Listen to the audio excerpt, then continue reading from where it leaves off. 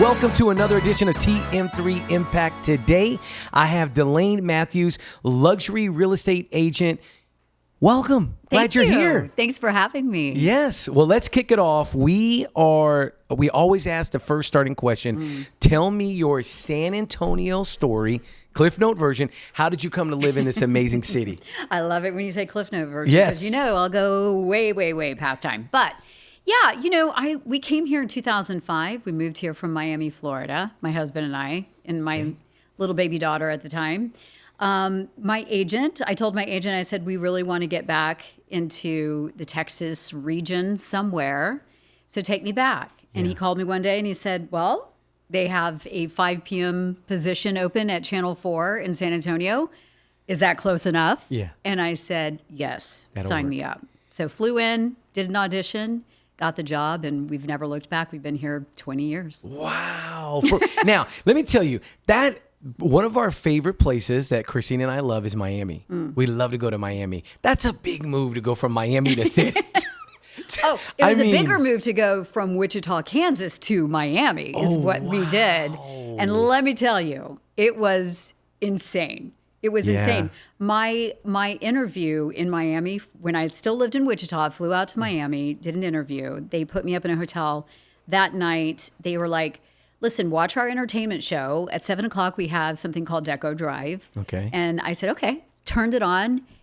It was the most inappropriate 30 minutes of TV that I had ever seen. And it was a local? Local. I called my husband. I'm like, I don't know that I made the right decision. It was WSVN in Miami, the Fox affiliate in Miami. Yeah. Amazing, amazing TV station. Like they own TV news in that entire area and across the nation. They're called My Jammy in That's TV cool. news. So we ended up taking the job and we moved to Miami, and it was the time of our lives. Yeah. How It long were really you in was. Miami? 5 years. You're in 5 years. Okay, 5 years. Okay. 5 years, moved there, took a morning reporter position, Okay. and in a year was promoted to anchor. So I did the morning news in Miami. Yeah. Yep, for 4.5 years. Okay. And and then, I had a baby and wanted to get back home, and we wanted to go to Longhorn games and tailgate and be closer to our family. So Okay. So you're a Texas girl? Did you grow up here in Texas? I did. Corpus Christi, Texas. Okay. Born and raised. Very cool. Yes. Very South cool. Texas native. So 16-year-old, I'm imagining 16-year-old Delaine, and I know in my notes you had already made the decision that you wanted to be a reporter. So go back. How did that even come to be? How did you even get the idea for a reporter? Remember the day. I was a sophomore in high school, and I'm sitting in English class, and I had submitted, a couple of essays. I wrote a poem and did a couple things, some projects, assignments. And my English teacher looked at me and she was like, Delaine, you have a knack for writing. You need to write. And I said, I do? Yeah. And she said, yes. Find a way. No matter what it is, just find a way to write because you're really pretty good at it. And I liked it. And I thought, okay, I have a direction. And then one day, my oldest sister was at UT Austin, and her roommate was a journalism major. And she called the house one day. My mother's from Venezuela. She has a very interesting background. And as a project, one of her assignments in journalism, she wanted to interview my mom. So I thought, oh, that's interesting. Put 2 and 2 together, interview people, meet interesting people, and get to tell stories. I get to do some writing. And then it sort of developed into, okay, now I want to focus on TV journalism, broadcast journalism. So that's kind of how that all happened. And then I decided that I wanted to go to UT, and then I majored in journalism and became a professional intern. I mean, I interned at radio stations, I interned everywhere. I landed an internship at CNN in Washington, D.C. Get out. The political unit. What year? That was 1993, December 1993. Oh my goodness. Wow. I'm aging myself. Not from how long, but just that was a very interesting time in politics. Oh, it was. Wow. I had to sign, as an intern, I had to sign an NDA about Bill Clinton. Oh, get out. President Bill Clinton, yes. I had some very salacious information about Bill Clinton that Get out. I couldn't leak to other networks. So we had to sign an NDA. And I met him. I met Bill Clinton. During that time? During that time. Yeah. And I remember shaking his hand, and he had no idea what we knew. Oh, because you already knew it. I already knew it. All of that had already come out. Wow. One of my jobs Yeah. was to greet all of our guests. So I was an intern for Frank Cesno's show. It was called not Inside Edition, but like Latest Edition. Yeah. And so I would go greet, these politicians, and Les Aspin, Secretary of Defense Les Aspin was one of our guests. And I would, all the Secret Service agents would come in, and Bill Clinton came in, and I shook his hand, and I was like, mm-hmm. But it's interesting. Oh, Can I you know about imagine? you, Bill. You already knew. Okay, did, so yeah. so here's I'm very curious because Corpus Christi is such a small city. How did you end up in Corpus Christi with a mom from Venezuela? So my dad, who was born in Houston, his parents moved to Corpus Christi when he was very young. He went to UT, partied too hard, fell out, and ended up at, it was Corpus Christi. I can't remember the name of it now, but it was a little college down there. Yeah. So he went back down to school in Corpus Christi, and he decided to finish up. Okay. And decided that he was going to get into the oil and gas industry. Okay. So he heard about this really cool opportunity in Caracas, Venezuela. No way. Got a job out there, lives in Caracas, meets my mom on a blind date. They get married in Caracas. My oldest sister is born in Venezuela. And then he says, it's time, let's go back to Texas. I want to be with my family. And you hadn't been born yet. You hadn't hadn't been born okay. yet. Yeah. My middle sister and I were both born in Corpus Christi. What? I know. What a cool story. I know, yeah. So that's how we ended up. My mom, didn't speak hardly any English. Yeah. Came to Texas and just fell in love with the state. Yeah. And the Mexican heritage, being so close to us, it just made her feel comfortable and warm and welcomed. So how old were your parents when they met, when your dad met your mom? Oh, my mom had my oldest sister when she was 19. She was 19. Okay, so they were young. 18. Yeah. About yeah. 18, yeah. How cool is that? What a great story. I know. That's a really cool story. So you moved because so oil and gas in Corpus Christi is kind of why you ended up in the Corpus Christi area. Did he Oil and gas stay in in that? Caracas, Venezuela. Oh, no, he didn't end up. No? No. So his dad was, he had an electrical he was a subcontractor. Okay. And so he opened up Mathieu Electric Company back in 1944. So when my dad came back to the States, to Texas, he took up a job with his dad. And and then he ended up taking over the business. And actually, just last Friday, it closed its doors. Yeah. Really? My dad passed away last year. And I'm so sorry. yeah, thank you. And just last Friday, Mathieu Electric closed its doors. And it closed. Yeah. And how long had it been Heartbreaking. open? How long had it been open? Since 1944. Holy cow. Yes. Wow. So, my dad literally worked at Mathieu Electric Company till the day he died. Literally till the day he died. He was 84. He was 84. Yeah. Wow. So it's interesting you asked about that. It just happened. It just happened. And I found out I was at the UT football game on Saturday when I got a text. I'm sure he was a huge fan. He was. So that was He timely, was. right? He Yeah. was a Texas Yeah. fan. So it came through on my phone, and I cried and hook 'em and Yeah. cried some more and go Yeah. Horns, and then darn refs if you watch the game. It Hopefully was they won. Did they ridiculous. win that won. game? Okay, yeah, they good. did. Okay. Apparently by the skin of our Good. teeth. Yeah. Good. But, yeah. Wait, was that the Vanderbilt game? That was the Vandy game. Oh my God. Oh my God is right. Really? Wow. Yeah, the 2-point conversion that should not have been. Yes. Yeah, I was at that game. Yes. So I'm crying over my dad's business and going, refs, you suck. So Yeah. it was an interesting day. But yeah, so that's a little bit of my story. That's really cool. Okay, so make the connection for me. Your older sister has a friend that wanted to interview your mom. Mm-hmm. What was the connection there that she wanted to interview your mom about? So my mom, she was born and raised in Caracas. Her father worked for the government. He made satellites and some really cool electronics, that really elevated the government, the military there in Caracas, Venezuela at the time.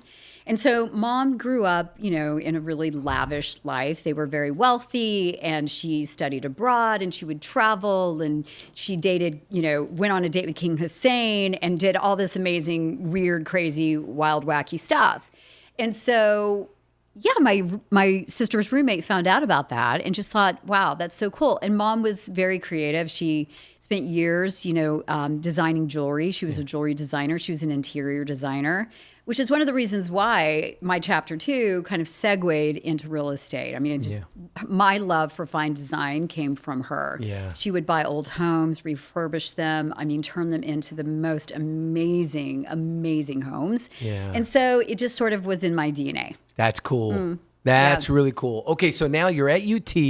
You're interning while you're at UT. Is that where the CNN came up? Yes. Okay, that came up. Yes. Where else did you intern at? Oh my gosh. Local stations? Channel 4 in San Antonio. Oh, get out. Yeah. So I would drive 3 days a week from Austin to intern at Channel 4 because I thought the news was more interesting in San Antonio. It was a bigger city than Austin. So I bypassed Austin for an internship and was like, oh, hell no, I'm going to San Antonio. Yeah. And it did not disappoint. I mean, we had floods and, I'm in the live truck as an intern telling the photographer, go across the bridge that's completely flooded. It's fine. The story's on the other side of the bridge. You want the story? Let's go. I mean, that was me as an intern. I was like, I could totally let's see go, that. running and gunning. I was ready to get my tape together and I was ready to, launch my career. Yeah. So that's why I chose San Antonio. And so full circle was when my agent called when I was in Miami and said, there's a position at Channel 4. It's 5:00 evening, weekday anchor. What do you Same want to channel? do? Same channel. Now, see, it was KMOL. wild. Yeah, How wild is that? I know. I mean, Meant that's to like be. serendipity. You know what I mean? Yes. Like that's it was meant to pretty be. cool. So That's when he pretty cool. called and said that, I said, yeah, I got to do that. Yeah. I have to go. Now, your husband is he from Texas? Did he grow up in Yes, Texas? he grew up in Austin, born and raised in Austin. All right. And so did y'all meet at UT? We did. Oh, really? Yeah, we were That's so sophomores. cool. So how long you been married? Oh, a gazillion years. I think 29 years 29. married, 35 Okay, together. it's very rare that I meet somebody that's got me beat, but that's pretty impressive. I've got you beat, yes. Yeah, Yeah. well done. He was 19, I was 20. We met after the Houston football game in 1990 where they took down the goalpost. Oh, I don't remember this. Tell me. Yeah. They took down the goalpost. It was crazy. You're on the field? No, I left. We left. Okay. But that happened. Okay. We just remember that game because, he was a football player at Texas. Okay. So he was there. After the game, we all meet up at this party. I didn't know him from Adam. Yeah. And I see him across the room and I'm like, oh, he's kind of cute. Yeah. So I go, he's sitting next to one of my friends. So, strategically go and say something to my friend. Of course. Turn to walk away and he grabs me and says, do you remember me? And I said, you shaved. And he goes, no. You must be mistaken me for my brother. He points across the room. Shay Shafee is his name. He was an offensive tackle for the Longhorns. Yeah. He is about 300 pounds. He's got his own party ball of beer under his arm, just drinking away. And he's got this beard. He's all like gross. And he goes, that's my brother. That's probably who you Are they think." twins? No, Oh, okay. they're not twins, Okay. but they looked a lot alike. look- And okay. so he was Yeah. like, you must be thinking I'm him. And I was Yeah. like, yeah, I'll take you. Yeah. So we were inseparable Wow, that's cool. ever since. That's cool. Did y'all get married in Austin? We did. You did get married in Austin. We did. That's Yeah. super St. Mary's cool. Cathedral. Yeah. So then your first job was was your first job out of college? Was it My going first up to which job, it was in Abilene. In Abilene. Abilene, Let's go. Texas, making $16,000 a year. That's As a how much I reporter? made as a producer reporter. my What starting year was position. this? This was 95. Spring of Holy 95. cow. Yeah. And I couldn't have been happier. I wrote my first check to pay my dad back for rent. Yeah. I mean, it was just the most amazing feeling.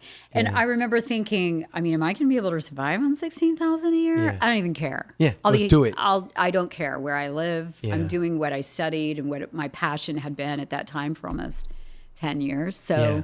I was over the moon to Yeah. be making $16K. Yeah, it reminds me. I remember graduating because I graduated in from college and I wanted to be a teacher. Well, I didn't sign up to be the teacher, but just kind of the progression. I can see that in you. And I was a teacher. Did you know that? I No. taught the 3rd, 4th, 5th, and 6th grade. Oh my gosh, Yeah, Tomas. yeah, That's insane. yeah. I loved it. I can totally see you being really good at that. Yeah, my first job, it was $28,000 is as a teacher. It's $28,000, and I couldn't have been more excited about making $28,000. Yeah. Right? I mean, it's It just was like a passion. It Yeah. was just something you were drawn to. Yeah. It wasn't about the money. It was just about the passion. Yeah. That's all. That's the best way I can describe it.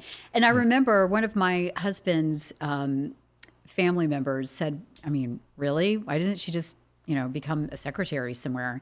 And he was like, you don't get it. Yeah. Like, you don't get it. It has nothing to do with the money. And I always knew it would eventually come. Yeah. But I had to really work hard. Yeah. And it was a pleasure. So let's go back Loved to every Abilene. minute. I want to go back to, because I've been to Abilene. I want to go back. I have some really good friends. Shout out to Myrick and Katie. We actually got my master's with Katie. Her and her husband, they grew up there, and then they went back. They took their whole family back, and they live there permanently now. I think she's now the head of schools at the private school there in Abilene. Yeah. Super cool. So it's small. It had to be really, really small when you got there. Really, really small. So tell me about those first years. Like, how long were you in Abilene? Oh my gosh.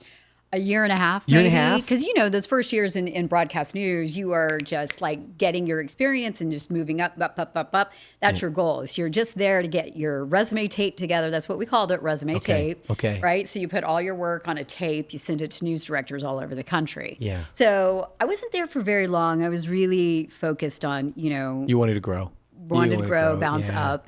But yeah, so the lifelong friends. Yeah. Friends that I still talk to this day. That's cool. We all met there. We were all these young reporters from all over the country. Yeah. Los Angeles, Florida, New York. You have to start somewhere. Yeah. And so for many of us, it was Abilene. Yeah. And we all found each other and we just had the best time. It was just the best time. Tell me your top story you remember in Abilene covering. So, there's not a lot of big stories in Right? Abilene. I know you have it. I know you know it. But I do have one, and it's not Oprah. It's not when Oprah came. Okay, I don't remember that. The big lawsuit No. in the cattle industry or something like that.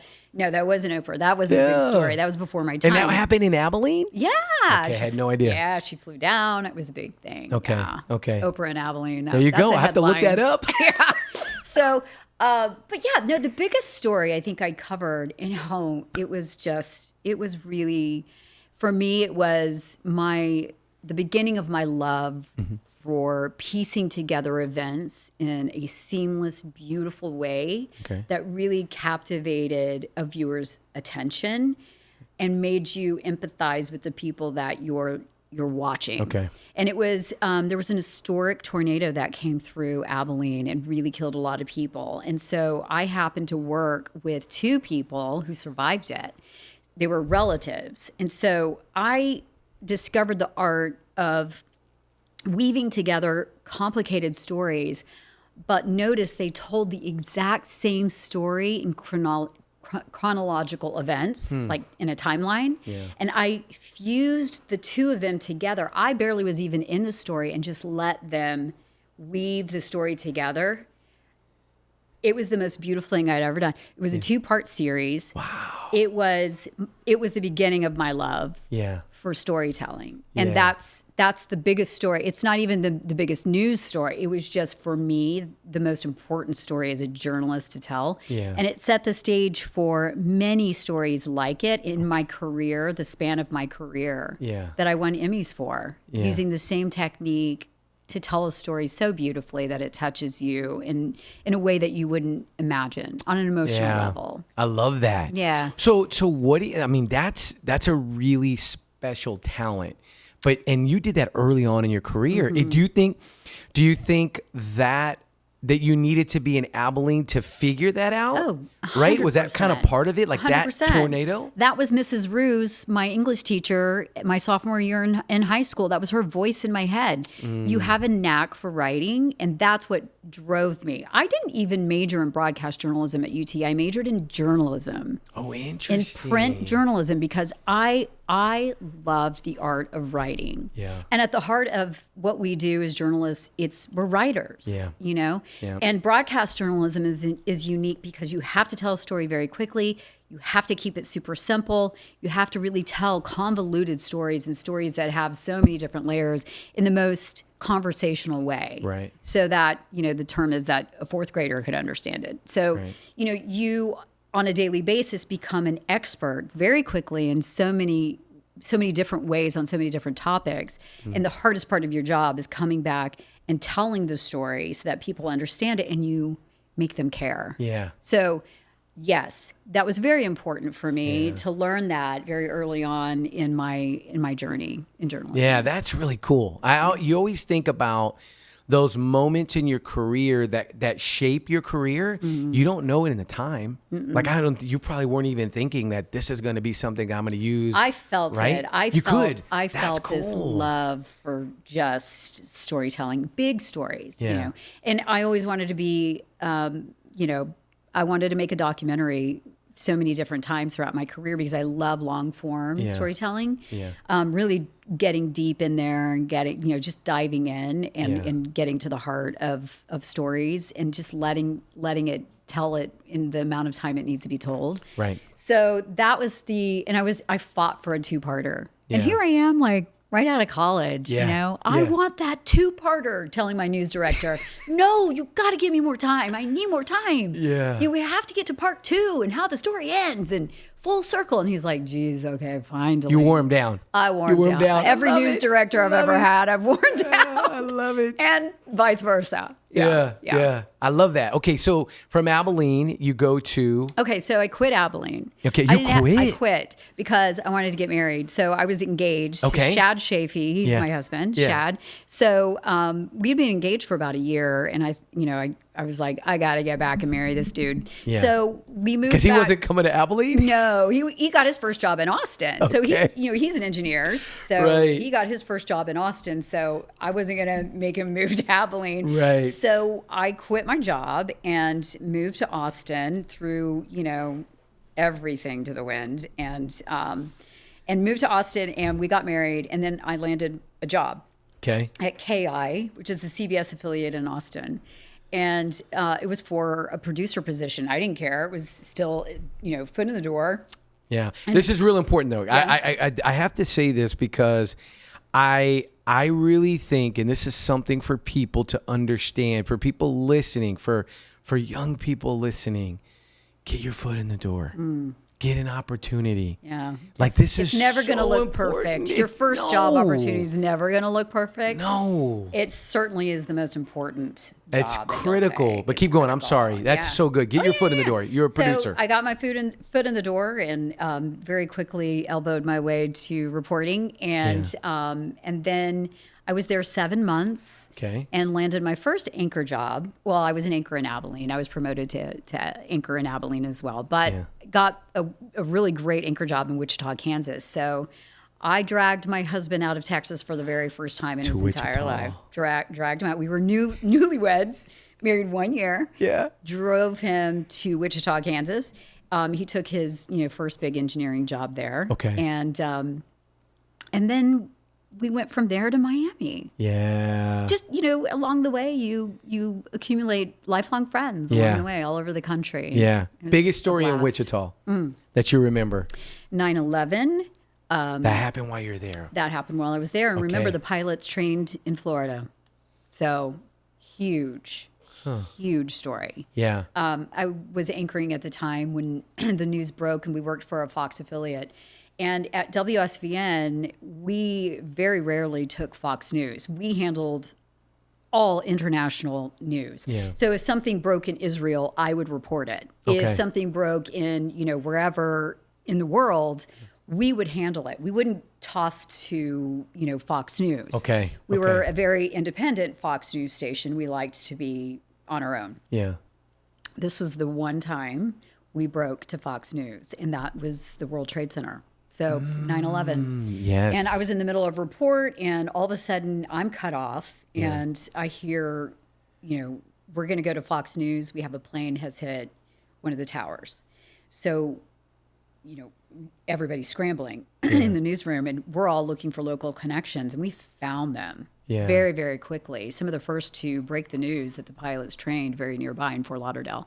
So y'all were able to make that connection. Yeah, wow. We were able to break the news. So from there, it was complete chaos for days and days and days. But the other big story was the 2000 election between Al Gore and Bush. The missing Chads. Yeah, the hanging Chads.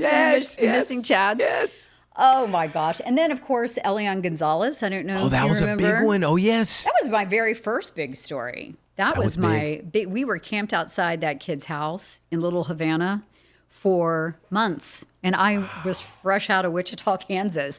And I was going live on Fox News on a regular basis. And, here I am, this little reporter, just wide-eyed and national. Yeah. I found myself, at the biggest news story to hit that time. Yeah, for that was a very huge. long time. That image of them, remember when they go in and they with the guns and the machine guns, like I remember that picture. That was a big deal. First time I was ever tear gassed was in Little Havana the day after that happened. The riots in Little Havana. Yeah, reporting live. And of course, our anchor back at the station, Delaine, how does it feel to be tear gassed? And I'm throwing up. On live TV, Oh, wow. But, yeah. Anyway. That's really interesting. Okay, so Miami, now, with a little bit of the Spanish that you knew from home, like, were you able to use some of this at Miami? No, none at all. Okay. Cuban American Spanish does not, I do not understand it. Yeah. I mean, they've got a very quick tongue. It's very like Puerto Rico. It's very, Yes. very similar. Yes. Yeah.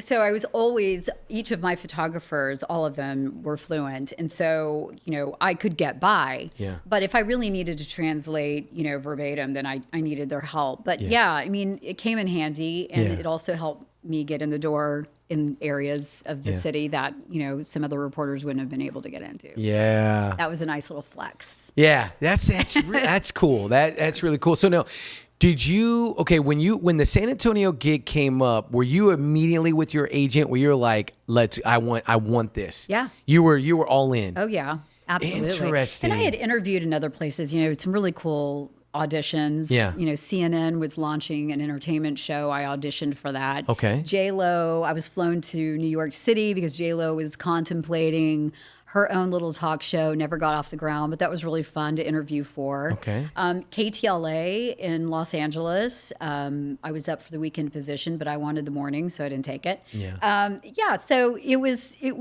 I explored other avenues, but when he said San Antonio, and I'd had my daughter, Yeah. I just wanted to come home. How old was your daughter at that time? She was In San Antonio. when we got back to San Antonio. She was 2. Oh, wow. She was 2. Because so born in Miami? Was she born in Miami? Hollywood, Florida. Let's go. Just north. I love it. Yeah. I know that area. Yeah. We were just in Beautiful. Aventura for our company conference. Yes. So we, Oh, gosh. yeah. If you've Love been to Aventura. Oh, yeah. Yeah. Best shopping in Yeah, the Miami. mall. That mall is ridiculous. Yes, I tell yes. people all the time. It's really cool. crazy. Okay, so now you get to San Antonio. Tell me about those first few years, because you were right away the 5 o'clock anchor, right Yeah. away. Yes. And who were you partnered with at that time? Randy Beamer. You were with Randy Beamer. legendary The Randy legendary, Beamer. yeah. Okay, so you AKA Ron Burgundy. Ron Berger, like literally. We know. Yes. So like that had to be like he is like the iconic San Antonio, because at that point, how long had he been here? He was doing weekends. So when I was an intern, he was there doing weekends. I think he was still on weekends. I barely remembered him because I worked during the weekdays Yeah. for my internship. So, we were like two passing ships in Yeah. the wind. But, I didn't really remember him. But when I came back, I auditioned with Yeah. him. They threw me up on the set with him, and we just hit it off. And wait, he wasn't a lead anchor at the time. No. So you guys both started your careers right at that kind of the same? No, because anchoring? when we started, because he's much older than me. Yeah. Sorry, Beams. I don't remember when he first started his career. I think there were color cameras. Okay. Just kidding. That's a good one. Yeah, I'm not real sure. By the time I came on and accepted the 5 p.m. position, he was well into the evening anchor. Oh, he was the evening anchor. Yes, Got it. Okay, yeah. Yes, I believe Deborah Daniels had left. Okay. I took her spot. Tangi Patton was still there too. Yeah. So Tangi. it was Tangi Patton and Beamer for the 10 p.m., Okay. the 6 and 10, and then I did the 5 with Beamer. Okay, got it. for So, years. so this was starting from 05? Yes. Starting in 05. Okay. Yes. So talk about those first few years of like, now you're an anchor. Cause like everything changes when you go from being a reporter. Cause in Miami, you were a reporter. And an anchor. And you did I was anchoring? I was promoted to morning Anchor. Okay. Yeah. Yeah. So talk about that. Okay. Now you're anchor at 5 o'clock. Cause the morning anchor and the 5 o'clock, there's a difference there. There's a Totally hierarchy difference Yeah, there. there's. So talk a little bit about that in just that transition of coming to a new city. Well, it was fun because when I had come in 05, the Spurs were, off the chart. It was like the perfect time to come in. Seriously. They had sent me to, oh my gosh, was it Detroit? Yeah. In 05. Yeah. So they sent me to Detroit. So I'm, pulling all these awesome stories on a daily basis. And this was my introduction to San Antonio. And this was in 05. This was in 05. When we won the championship in 05. When we won the championship. Yeah. I mean, I interviewed Kid Rock. Oh my gosh. Carrie Underwood. Just so many celebrities. I was just like, what is happening? I come to San Antonio and I'm meeting more celebrities than I did in Miami. Seriously. So it was super fun. And, it was just a really cool experience to come back to Texas and come back to Channel 4 and then have this, these really fun assignments and have a great, great schedule for the first time in my career. Waking up in the mornings, it's like 3 a.m. wake up call, 2 a.m. wake up calls. So you got to be there at 3? You got to be there at 3 in the morning? Well, I would wake up at 3. Wake up I'd at be 3, there okay. no later than 4, but when our first show was at 5 a.m. So in Miami. So now your daughter's 2 and you don't have to be there till what time? Usually what was called for 5 o'clock news? It was 10 o'clock. Oh, wow. Maybe 9:30 a.m. Yeah. So, I had the best schedule for years and I did not want to give it up. Yeah. It was the most important thing to me was, life with my girls and life with my husband and then this passion, from 9 to 5. So tell me about the story that in San Antonio that really like what's been. I mean, you've told a lot of stories throughout the years. What's been the story that has stayed with you the longest? Oh my gosh, there are a lot, but there was one story about this little girl named Camille Kaufman. She was about 8 or 9 years old. I was covering another story and interviewing a former FBI agent. And after we were finished with the interview, we were kind of packing up. And I said, do you have any other, interesting stories? Please pass them along to me. I'd love to hear them. And she goes, well, I am kind of working on this cold case. And I said, what's up? She said, well, it's this little girl whose mother abducted her.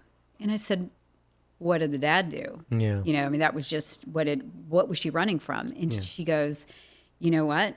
By all accounts, this dad is a phenomenal father and he's heartbroken his daughter's gone. And I said, that's all I need to hear. Yeah. So reached out to him, did an interview. He told me the whole thing.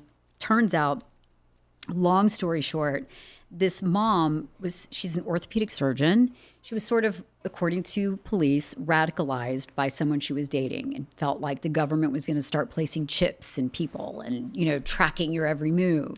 Okay. So according to police, she took her daughter, pretended they were going to go on a trip, never boarded the airplane and instead boarded a bus, took it all the way down to Central America, and then got off the bus, paid some fishermen to use their boat.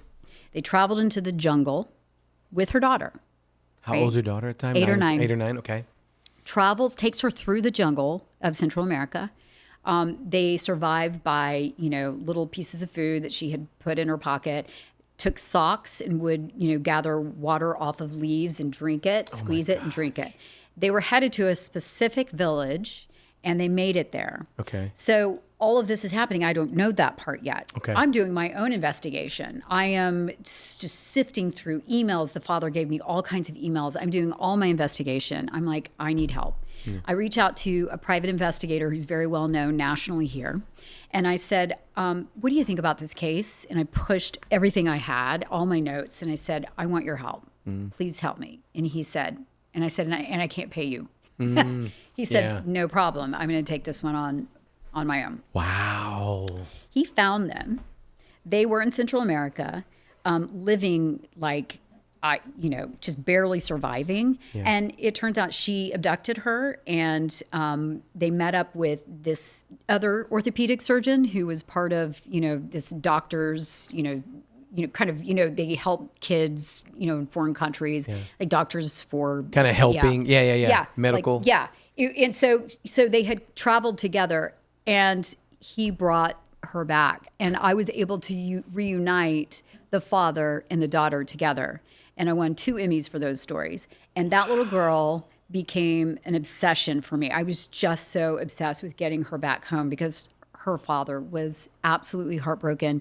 And I met her, and she came to my house for Christmas. I invited the whole family. And I mean, it's just stories like that really made me feel that what I did for a living for a very long time was so worth it. That's really cool. Yeah. Delaine, that's really cool. How long was it from the time you heard from the FBI agent, from the time that you hear about this to the time that she was reconnected? How It was how probably long? a year or so. It took a year. Yeah, it was a long time. It was a lot. I mean, they hid very, very well. How did this guy even remotely find him? I don't know. He had intel in deep in the jungle. He had people, and he knew. And this is why I approached him. He had such a phenomenal reputation. He'd been on national shows. So I said, "You're in San Antonio. You're going to help us find this girl." And he did. And he had all these people like with the long lenses through the jungle and found her. What? Yeah, the mother was putting up hanging diapers. She'd had another child with this man. And so they were able to kind of just get her. They just went in and got her. And then I did all these follow-up. Oh, I get chilled. I did all these follow-up pieces. And, it was just, How old is she now? Amazing. Oh, she must be like, I don't know, like 13, probably older than that. She might be 19 now. 19 years old. Yeah. Yeah. Wow. Yeah. And I always peek in just a little bit because I don't want to interfere. I don't know the relationship that she has with her mother now. Yeah. Her mother was arrested and eventually, extradited to the United States and convicted, and I think spent some time in prison, and now she's out. Yeah. So I don't know what the relationship is. So I always keep my distance. Yeah. If she ever wanted to reach out to me, I would absolutely welcome that. Yeah. That would be neat. Yeah. I'm wondering, so here's my question. In that moment with that question with the FBI agent, does that case get solved without that private investigator? If it's just left up to the FBI? Wouldn't have the means. There's no way I would have had the means. He had the money, and he knew how to get the money to help get the people to get down there to find them. Yeah. And, he alerted Interpol and the authorities down there. I mean, it was an international event. Wow. Yeah. It was big. Yeah. We broke it. Yeah. Wow. That's really, really cool. That's really, really cool. So now I want to get to this transition point where you're like, I think I want to get out of telling these amazing stories. Transition. I mean, because I remember when you made that transition. Yeah. I remember that moment, and I'm thinking back because our news people are during that era are like celebrities. You were a celebrity in our city, I don't know if it's that same way today just because local news is not as connected as it was back then. Unfortunately, right? We're just not as connected to local news. But during that time, you're at all of the charity events, you're emceeing, you are a part of the community as a local celebrity. So I would imagine that has to be a hard thing to transition from this idea of telling stories and being on TV to, okay, I'm going to go do X or Y. So, and a lot of people that do make that transition, they don't stay in the city. Right. You stayed in San Antonio, well, which my thankfully. Heart and soul is here. Yeah. My kids were here. My family's here. But I was, in 2021, in the couple years, in and around COVID, the corporate bear got me. I was laid off. And so I decided that when that happened at the age of 50, I've checked all the boxes. I've done all the things. All my goals have been accomplished in TV news. Nearly 30 years. I've done it all. I've worked every shift. I've done every story. I'm good. Yeah. And I'm 50. Yeah. It's time to just hang up the microphone. Yeah. And I did. And so I knew that it was coming down the pipe. Yeah. So I was blessed to kind of have an idea that was going to happen. So I knew what I wanted to do. And I'm a very decisive person. I I know that when I make my mind up, that's what I'm gonna do. Yeah. And so my middle sister, she was a real estate agent. Both sisters were real estate agents, but my middle one is still a real estate agent. And she said, you'd be great at this. Yeah. So why don't you try it? And that was a year before I was actually laid off. Really? So when it happened, I did not skip a beat. I did take a couple months off. I traveled with my husband, I traveled with him for work, did all the things, because in TV news, you cannot take off in February, May, July, or November because of ratings. It's like the whole year. So nearly 30 years. Yeah. I couldn't take off. And so that was the first thing I did. Yeah. I'm like, I'm going to travel whenever I want to. And I also decided that I wanted autonomy. I wanted to be in control of my life, who I worked for, when I worked, how hard I worked, how little I worked, when I vacationed, what I wore, what color I decided my hair to be.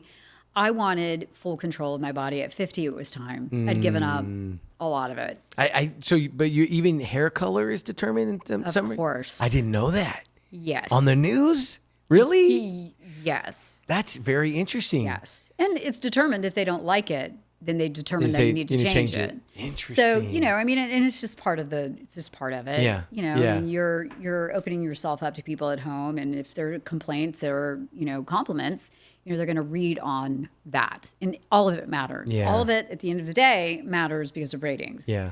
So they don't want you to look any way that's going to turn off a viewer. They don't want you to, do anything that's going to turn off a viewer. And it was really nice. I chopped off my hair when I got out of the I was just thinking, if you had a bad haircut, you know what I mean? Like, what if you just had a bad haircut one day? You're like, that's a problem. Yeah, I remember one of my first days in Miami. My hair's naturally curly. Yeah. So I was a morning reporter at the time, and I had just landed them like 5 exclusives in one morning, because it was like a 4-hour morning show. So you would hop from live event throughout the morning. Yeah. I got them exclusive. Ring in the live truck. Someone's calling me. I pick up the phone. Hey, it's Delaine. And it was one of our producers, and they were like, do you have a hat? Because my hair looked that bad. So right then and there, I realized, okay, all right, all of this matters. Yeah. You got to look good and give them exclusives at the same time. Yeah. They expect it. And so Miami was all about coming into, you got to look the part. Yeah. You got to sound like the part, and you have to deliver. Yeah, got to deliver. You have to be the package. The full package. Yeah. You have to be the package in Miami. And that's where I got blonde hair, and I was like, okay, I'm going to do a little straightener, and you kind of change your vibe. And I went from the Midwest reporting to Miami. Right. So, right. It was like the Wild Wild West, I bet. Yeah. I mean, I was doing live shots on the beach, like people were spilling out of the clubs, and I'm on live TV at 6 a.m. Right. So that was kind of the experience. But so when all of this happened and I was able to get out of TV news, it was just a no-brainer to me. I was like, well, it just makes sense. I'm going to do real estate. Yeah. I get to work for myself. Yeah. I call the shots. Yep. And I decide who I want to work with. Yeah, which is awesome, right? Awesome. That's the beautiful part. So if you were to say, okay, what are the big pieces that you bring from your experience of being on TV for 30 years? Yeah. What are some of those pieces, journalism, writing, what are you bringing over that have been like, man, this has really transitioned me well into real estate? Communication. Yeah. Communication. Also empathy. I think a lot of people who are selling their homes are at a transition of their own, right? Yeah. And if you can empathize with that, whether you're getting a divorce or you've lost a loved one and you need to downsize, or, gosh, you won the lottery and you need to grow. I mean, these are all things when you sell a home, you have to consider and empathize with people. Just recently I, went on a listing appointment, and this couple had been married over 30 years and they were getting a divorce. And so I'm sitting at the table, and she's bawling, and he's just sitting there like, this is so awful. And I just said, it is not my business, but it is my business because I'm part of your team. And if we're going to work together, then we need boundaries and we need respect.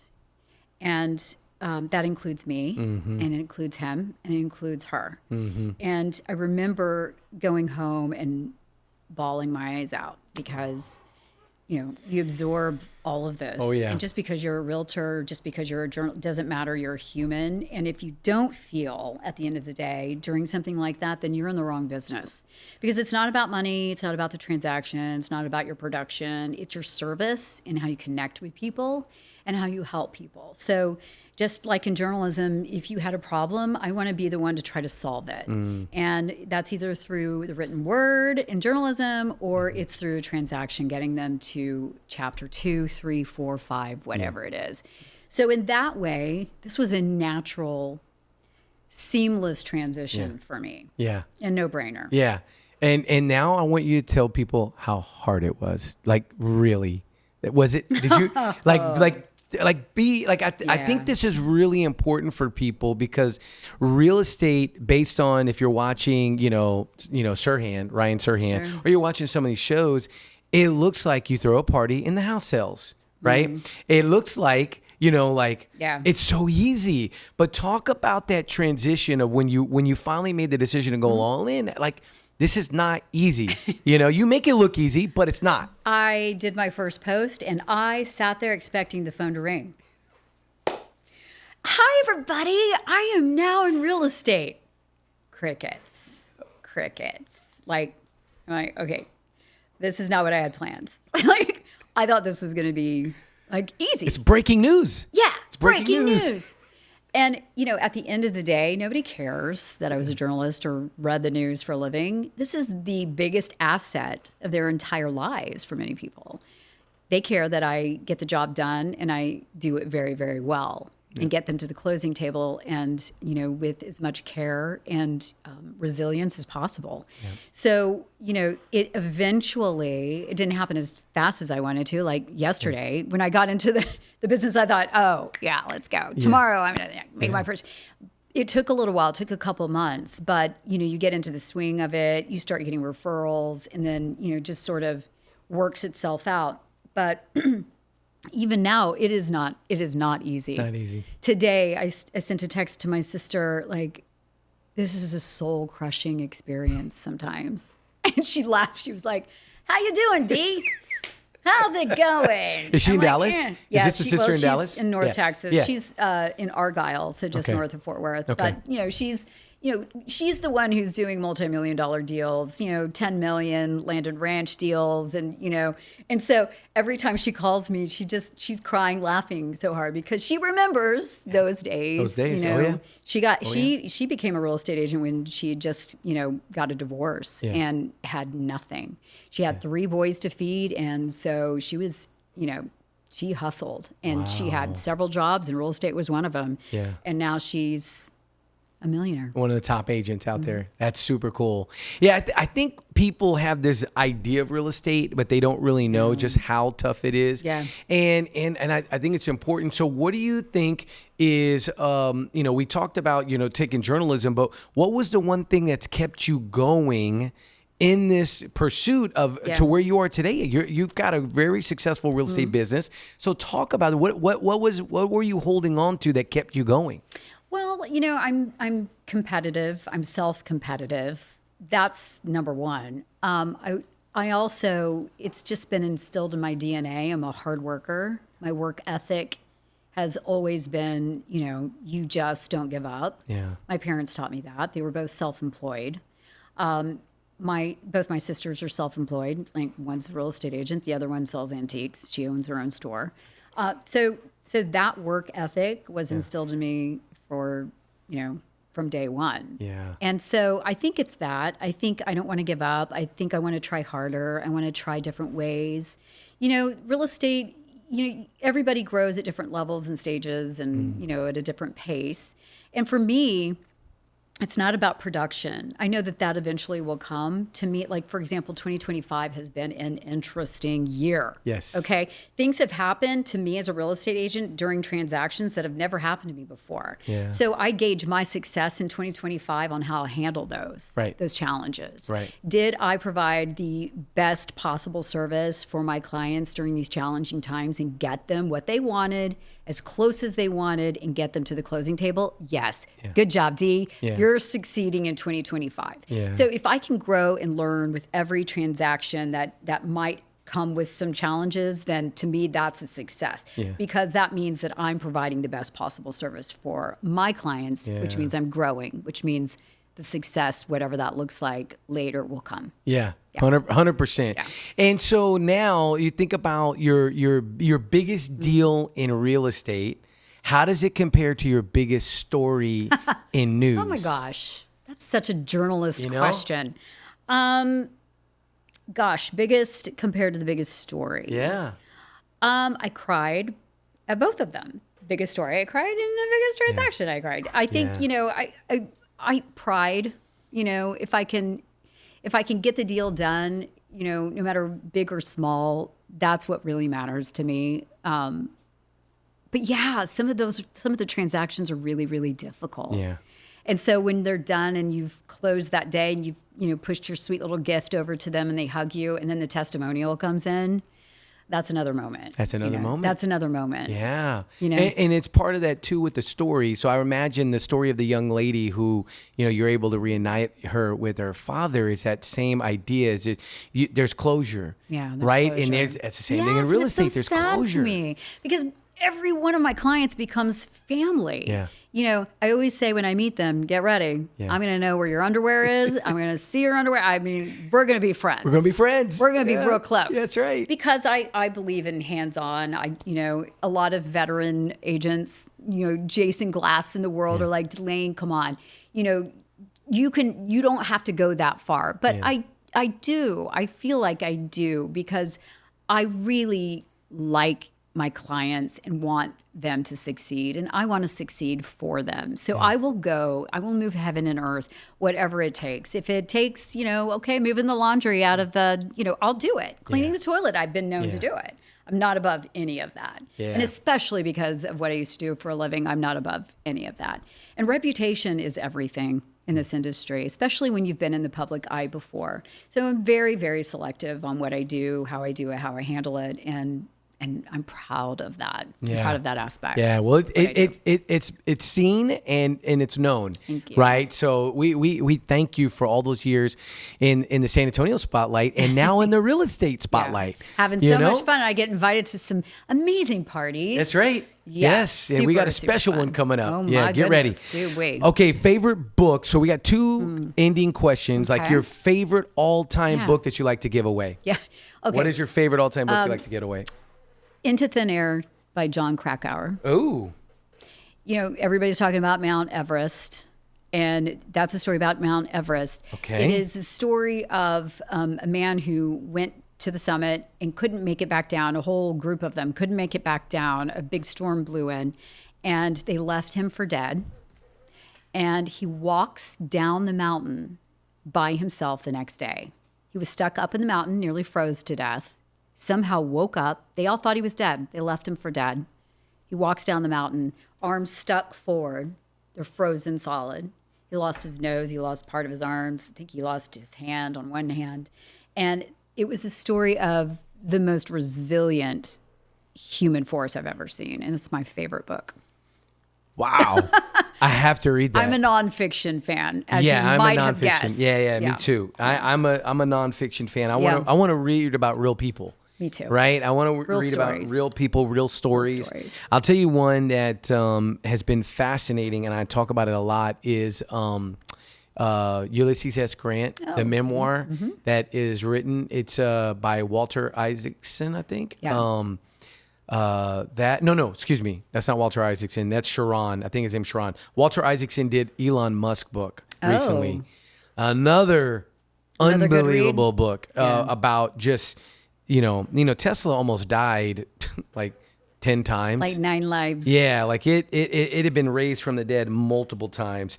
Okay, so Into Thin Air, I got to get that book. Yeah. So now we get to do the Diary of a CEO question. Okay.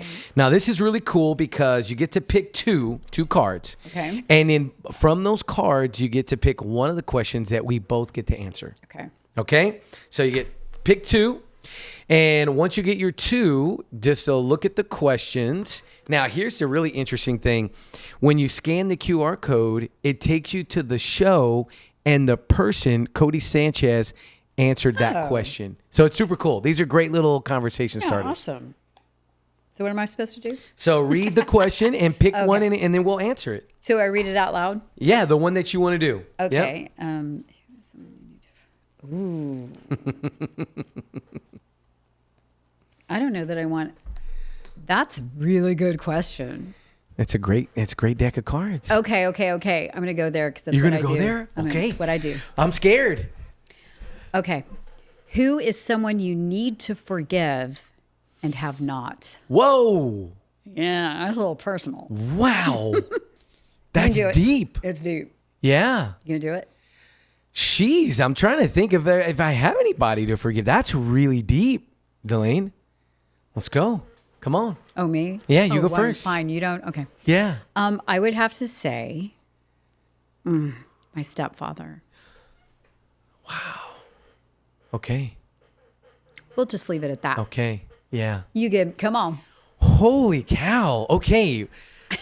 Someone I need to forgive but have not. Wow, Delaine, this is a deep question. I know, it's a personal one too. I didn't write it. Okay, yeah, so you don't did kill it. the messenger. Well, this is the person who answered it. And this is actually Aubrey Marcus is who's the one that answered it. And I think this is who wrote the question. Oh, I think this is who right. actually wrote the question.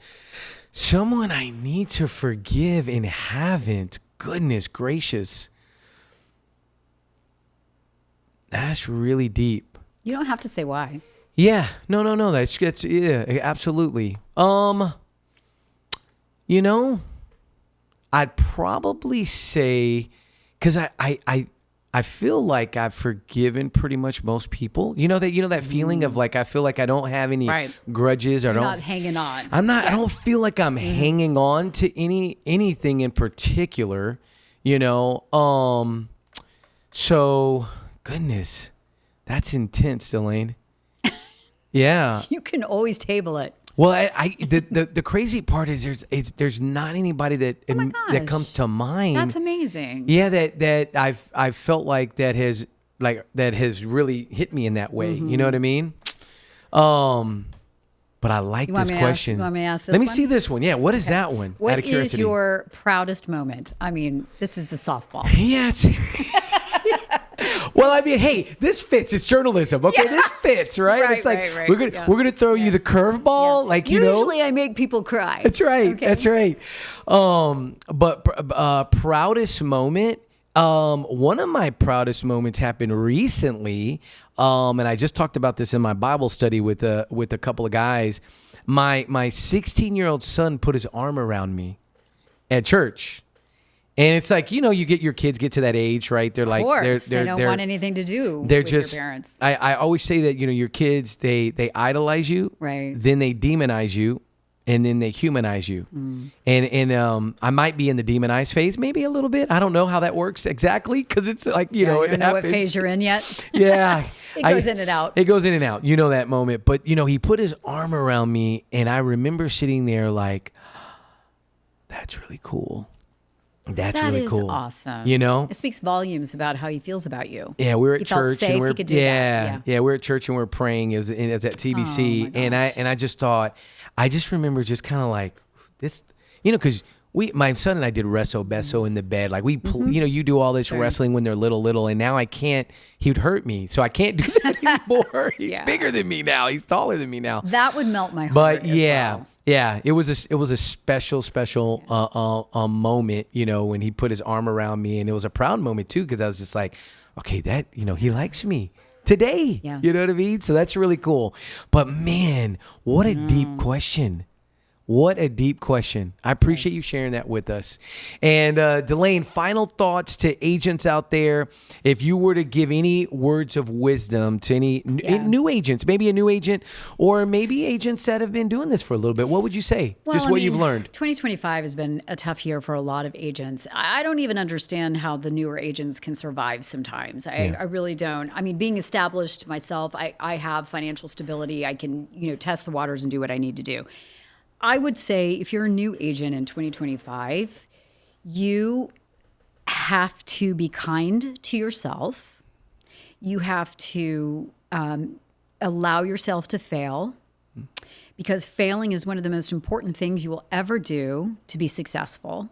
So allow it to happen. Just remember to get back up and keep going. Keep trying. Pick up the phone, keep reaching out, keep going. Yeah, move forward. Move forward. Yeah, that's so good. And the agents today that are contemplating maybe getting out of the business, agents today contemplating like, I don't know what to do next.